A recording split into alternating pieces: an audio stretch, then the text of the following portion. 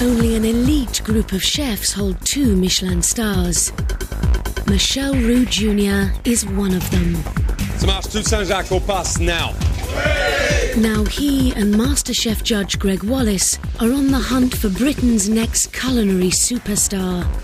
A professional with the talent to cut it in the world's top kitchens. Perfect.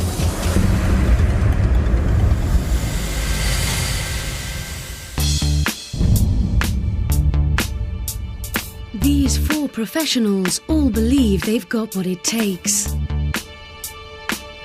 My ultimate goal is to have my own restaurant, push it as far as I can, 3 stars all the way. Service! I've got a lot more energy than most other chefs, and I've got a lot more determination. I won't let anyone stop me. I will go the full way. Cooking is everything for me. That's my passion. That's my life. My inspirations are the likes of Ramsay and Marco Pierre White. The Roux brothers were my original aspiration.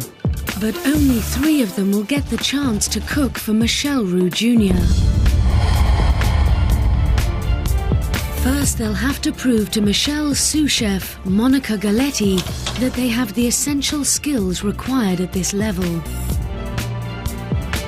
We have 4 professional chefs outside, very keen to go forward in this competition and cook for Michel Roux. You're going to have to hold their nerve. Only 3 of these out of the 4 will get to go through. Today I'd like them to make an Italian meringue and serve it with a fruit compote. An Italian meringue is egg white whisked up to a stiff peak and you pour on hot sugar syrup. So the normal meringue, you put it in the oven. This, you use the hot sugar to cook the meringue. Mm-hmm. Wow, that's tricky stuff. That is tricky, tricky stuff. Are they going to know what an Italian meringue is? I expect them to. 10 minutes. Come on then, show me. Let's go for it.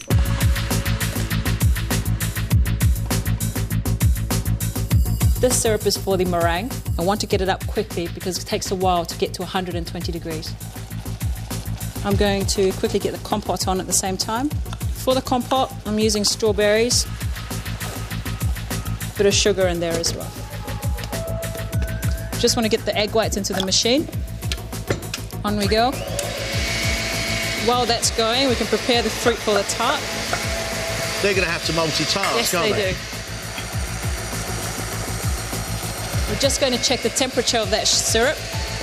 My sugar is now at 120 degrees, so it's ready to go into the egg whites. So at the same time it's cooking the meringue, we need to keep the machine turning so that it cools it as well. And then we're ready to pipe.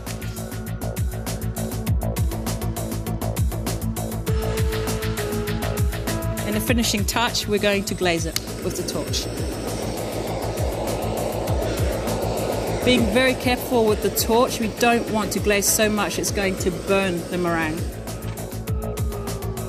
And finally, on we go with the compote. A little bit of the sauce, if you like. And on we go with the tart. There we have it, fruit compote with an Italian meringue tart. I think this is one of the most complicated tests I've ever seen. Should we bring them in? Let's do it. First up is 21-year-old Alice, who works in a seafood restaurant in Bournemouth that's been awarded 2 rosettes. I won Young Chef of the Year 4 years in a row. I've been so sort of stubborn and determined to win them that there's never really been any other option, and I have gone the full way with it all. We'd like you to decorate that tart, and we'd like you to make a fruit compote. Use whatever fruit you want. Then we'd like you to make an Italian meringue. You've got just 10 minutes.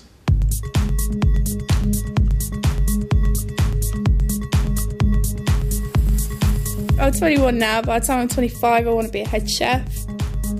By the time I'm 30, I want my own restaurant. And I want to get as many accolades as I can towards my name. Definitely come here to win. I don't think there's a point of entering a competition unless you go there to win.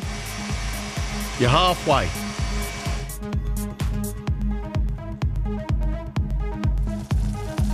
You've got a minute and we wanted you to glaze it as well, remember? Oh, sorry, I thought you meant make a glaze. Oh. Oh. Finished? Yep. Stick it down here for us. Alice has used strawberries, raspberries and some Grand Marnier in her compote. You did everything right other than added the sugar syrup too quickly, so the egg whites literally collapsed.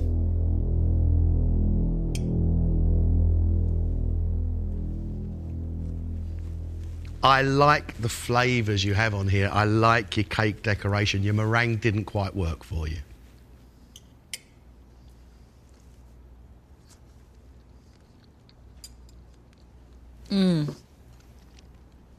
That is wonderful. Right amount of sugar. And the alcohol is fantastic. You just get a hint of Grand Marnier through that. Taste-wise, the meringue has got everything, just missing that texture. Off you go.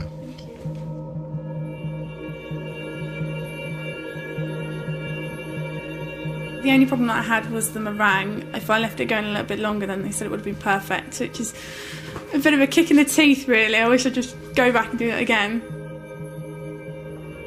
29-year-old Andrew dreams of cooking at the highest level. I do believe I can run my own place in a few years' time. I've had the experience, hopefully get some rosettes, maybe even a Michelin star. You okay, Andrew? Yep. Good luck, chef. Off you go. Thank you.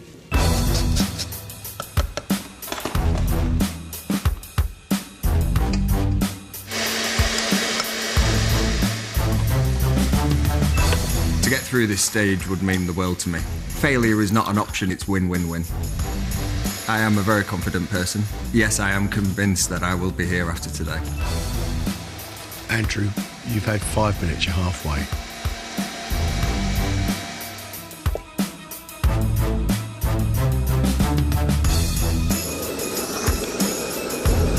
Two minutes left, chef. Done? Yes. Good luck, please. Andrew has chosen to use blueberries, strawberries and orange for his compote.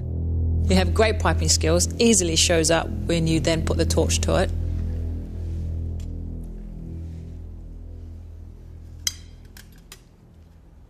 That meringue is as light as a feather and it is super. I think you've done an absolutely brilliant job here. Thank you.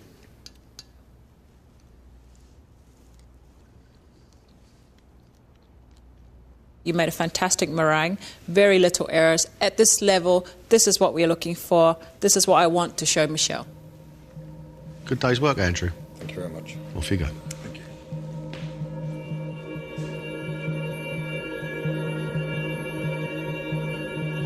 To get comments like that from Greg and Monica is amazing. It's really given me that boost of confidence. 29-year-old Amar was runner-up in the South Asian Chef of the Year competition 2009. I'm a Punjabi and food is my life. I emphasize more on fusion cuisine, fusing British cuisine with cuisines of the other parts of the world. 10 minutes for this. Off you go.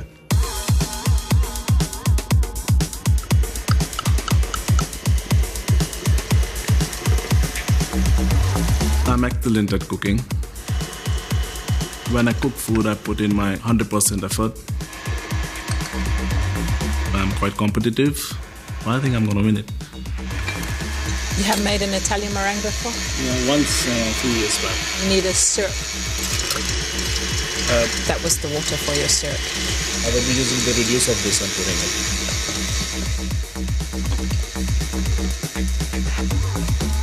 3 minutes left.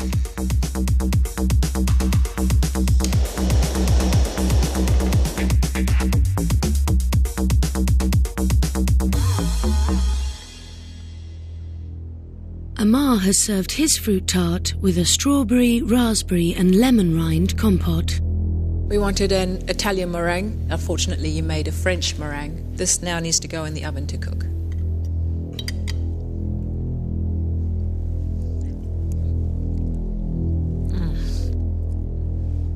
That is heavenly. The lemon through that compote is wonderful. Thank you.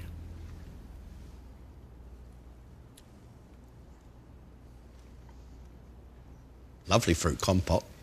Really nice, lovely juice of strawberries like honey. It's great. Difficult to taste the meringue because it's not that firm, it disappears very quickly and there's not very much of it. Amar, thank you very much. Off you go. Thank you.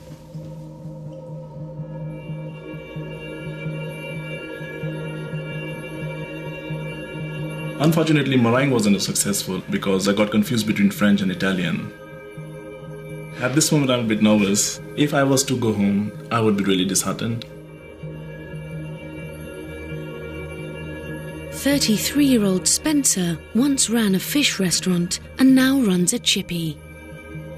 I've been a chef now for 20 years. Still enjoy it, still my passion, still spend most of my spare time cooking. Spencer, 10 minutes, off you go.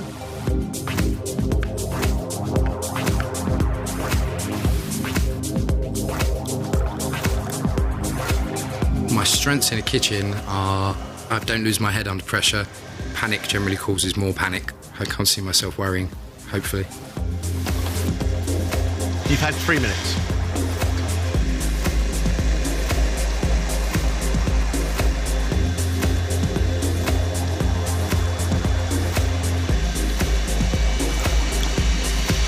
You're halfway.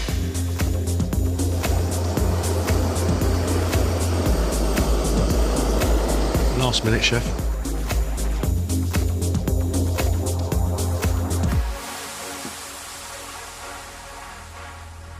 Spencer has used raspberries, strawberries and blueberries, and like Alice, a splash of Grand Marnier in his compote. What you've done is poured in a syrup that hadn't quite cooked enough, and so the egg whites have not cooked.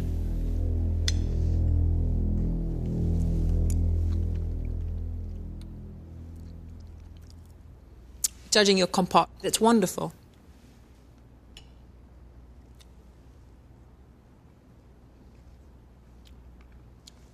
Very powerful compote. Your meringue hasn't worked. Spencer, off you go.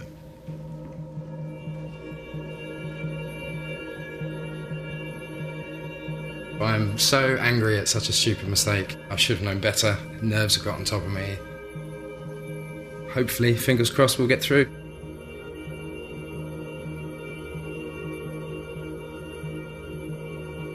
One of them did brilliantly well. Andrew, I think, was virtually faultless.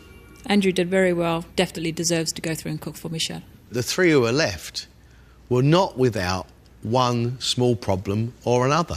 Alice, I like the way she dressed the tart. The fruit looked fantastic on there. She knew how to make the meringue. Only thing was she added that syrup too quickly. Out of the three, I would say Alice deserves to go through. OK. That leaves us with Amar and Spencer. Amar made a French meringue. It's not what I wanted. But then he made a fantastic compote. Spencer looked like he knew what he was doing with the meringue, but he didn't actually take the temperature of the sugar. Hence, the meringue was not cooked completely. We've got 2 in. We need to keep 1 more. We need to send one of these guys home.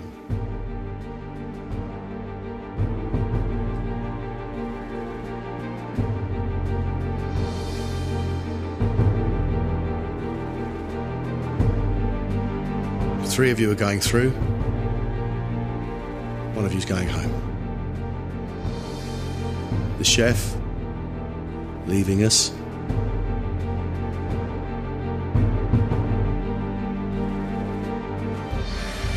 Is Spencer. Sorry, Spencer.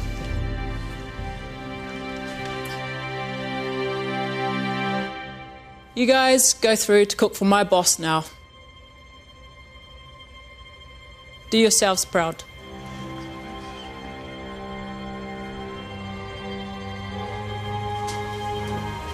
Yes, well done. Well done, darling. Well done. Well done.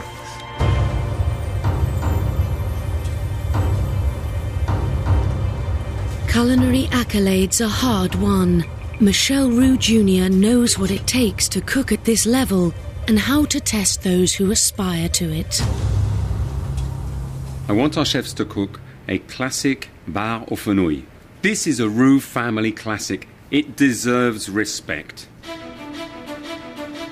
A bar au fenouil is a fennel-stuffed sea bass cooked in paper. The sea bass is baked and served with a vegetable garnish. It is a classic dish that will allow Michelle to test the chef's ability to fillet and cook fish perfectly. Now for the really challenging part, preparing the fish. First of all, scale the fish. It is unforgivable to serve fish with scales on. Next step, remove all the fins, then the eyes and the gills. Then comes the really tricky part. With a really sharp knife, you follow the back, making sure not to go through the belly. It is tricky, labour-intensive, and requires a lot of skill. I've now cut all the way around the backbone, snipped off the end, and you pull the backbone out. Just a few little pin bones to pull out of here. You can't go to a fine dining restaurant and find bones in your fish. It's not acceptable. The most important part of this is not to pierce the belly. You have the perfect fish, no pin bones, and then the stuffing of onion and fennel.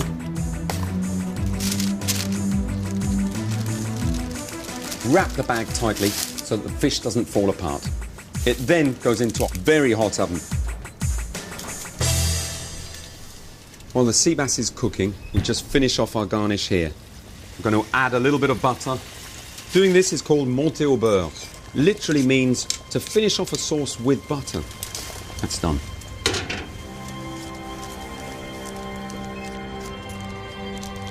Now, we can pull that skin off to reveal beautifully soft, moist sea bass. Classic, simple, and delicious.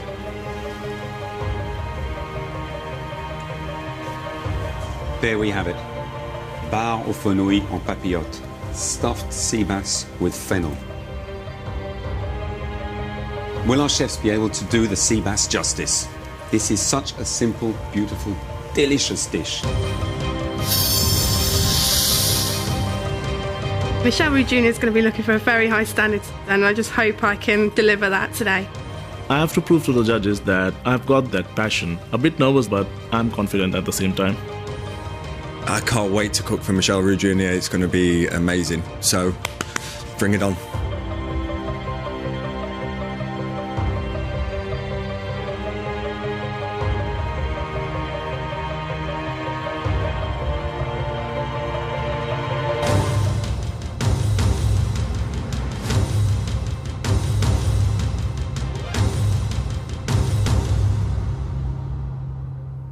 The gentleman on my left, if you weren't already aware, is Michelle Roux Jr.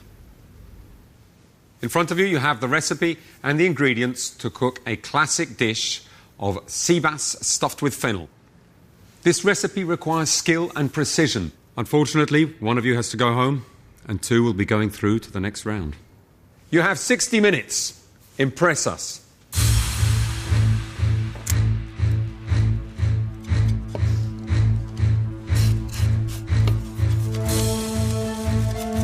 Sea bass, a nice, flavoursome, meaty fish, Michelle, but they've got to get all those bones out.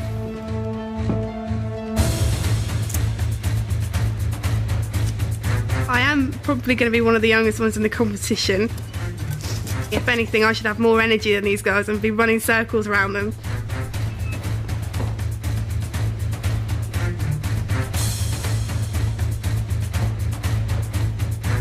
Alice made a big mistake by slicing the belly open of the fish. All right, Alice, how are we doing? I've never done this recipe before. I've made a little bit of a mistake with the sea bass. I just cut it the wrong way. I know that I've made a slight mistake, but I'm hoping that I can rectify it. Alice says she can correct that mistake. It remains to be seen.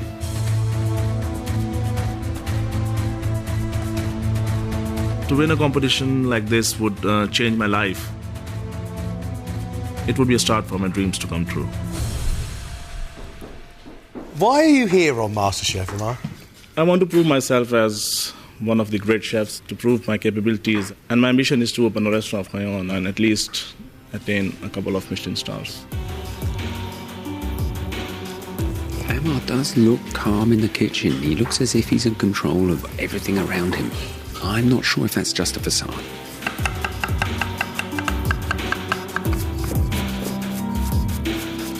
Halfway through, guys. 30 minutes. I've got good knife skills, good cookery skills, and a great palate. I am extremely determined to rise to the top. So, Andrew, what do you think it takes to become a master chef? Dedication, good eye for detail, good palate, and really hard work. Can you do it? Are you good enough? Definitely. Otherwise, I wouldn't be here, Greg. I feel as though I've got what it takes. Confident lad, eh? Nothing wrong with a bit of confidence, if you can back it up. Andrew looks like the real McCoy. He looks like a chef's chef. But he didn't read the recipe properly, and he sliced the fennel and the onion to go into the stuffing. The recipe says chopped.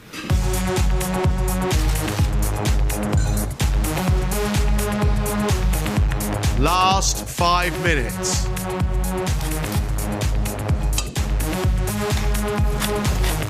You've only got 2 minutes left. Final minute.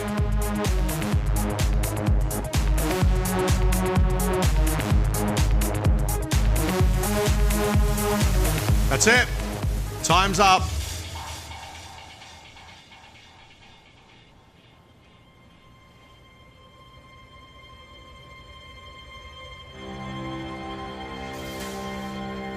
For the classic recipe, we asked you to cook a whole stuffed sea bass with fennel.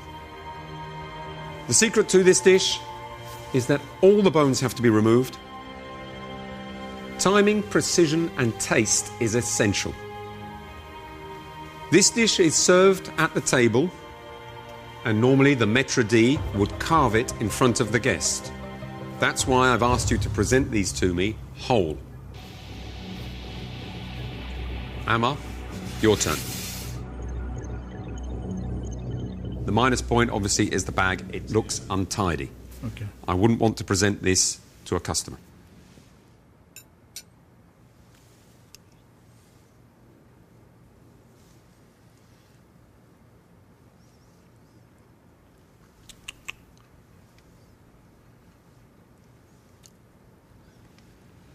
That's not on. Should never happen. Okay. The customer doesn't want to find any bones in there. Plus side, the fish itself is very well cooked. The garnish, it tastes very good. But I'm not best pleased. I just had few issues with the bone thing because I wasn't getting the right knife, but... Bad workman blames his tools. Whoa, whoa, whoa, whoa, whoa.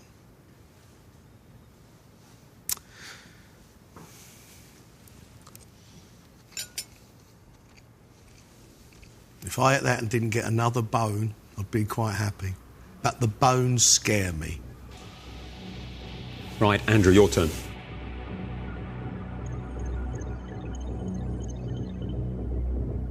Presentation, Andrew, that looks very appetising. It looks professional. I like the fact that you've even gone to the trouble of pulling the skin back to reveal the clean flesh. That's the way it should be done.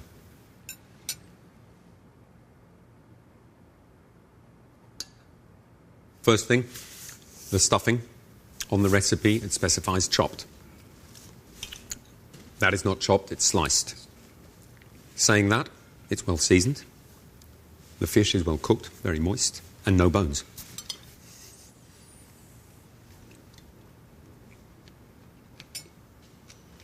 That's really good. Give me a nice white burgundy now, and I'll see the rest of the evening out. That's good. Alice, your turn.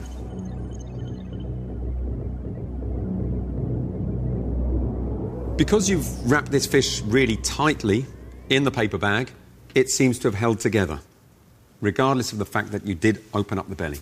So I think you've managed to save this dish.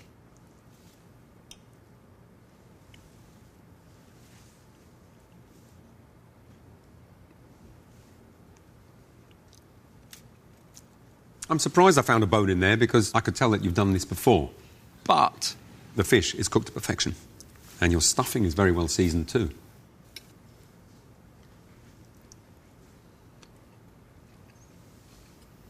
I've got a bit of fish scale. But nonetheless, that tastes divine. But a big pile of vegetables ain't refined. Neither is a fish scale. Off you go. Thank you.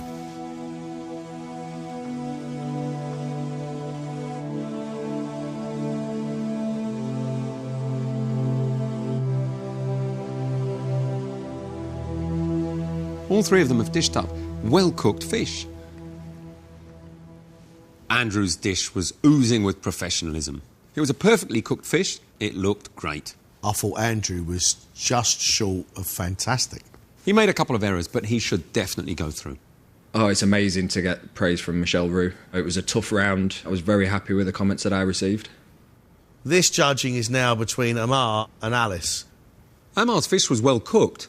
However, as a diner, you don't expect to get a mouthful of bones in your fish. But his garnish was wet and glistening. It looked good. It looked appetising. I was a bit disappointed about finding a couple of bones in the fish, which really let me down. Alice, I think her food tasted really good. Alice left scales in and presented that fish as if it was coming out of a cafe. You don't expect to get fish bones. The fact that they found a scale on a small bone is a disappointment. It was just such a stupid mistake. I'll regret it for the rest of my life now. We know Alice and Amar can cook well. But out of the two, which is the one that's going to learn from their mistakes and go further?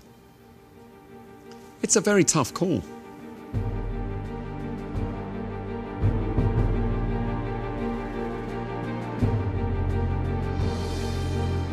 Unfortunately, one of you does have to leave us. The person leaving us is...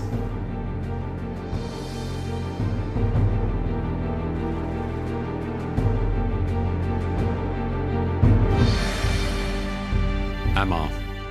Thank you.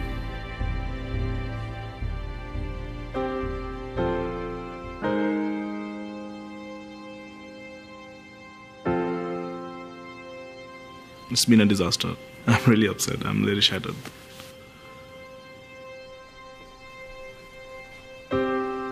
This won't let me stop. I'll still have the same passion and same strive to go through, and I'll be back probably.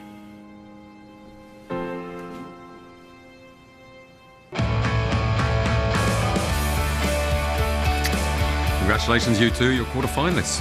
Thank you. I'm so excited. To be honest, I can't believe it yet.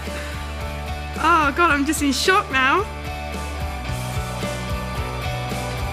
I don't know whether to jump for joy or cry. I can't believe it. I'm really, really happy. To get through to the quarterfinals, that's where the game really starts. Can't wait. Can't wait. Alice and Andrew will be back for the quarter-final to battle it out for the title of Professional MasterChef. Over on BBC One, a race against time as MI5 discover a plot to assassinate the US president. It spooks. Here on BBC Two is Seeing Believing. The amazing illusions of everyday life. Horizon makes sense of the science. And on BBC Three, our wayward teens are in Barbados, but it's no holiday with the world's strictest parents.